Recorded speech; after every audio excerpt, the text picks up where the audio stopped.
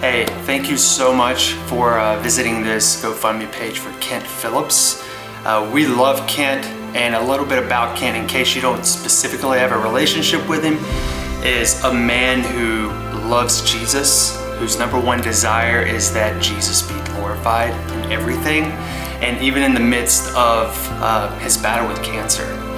And so we as a family and we as friends and we as a church want to come together, and we want to support Kent, not only in our prayers, which we're going to be praying, but also in finances.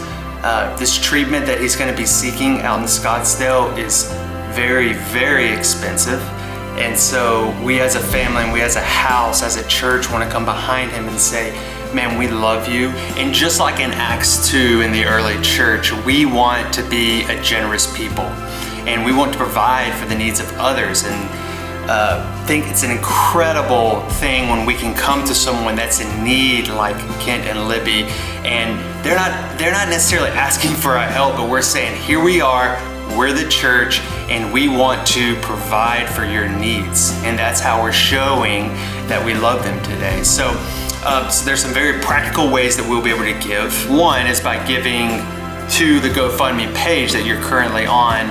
And the second, if it's a larger donation and you want a tax deduction, there's a contact button below that you can submit that through, and they'll respond to you.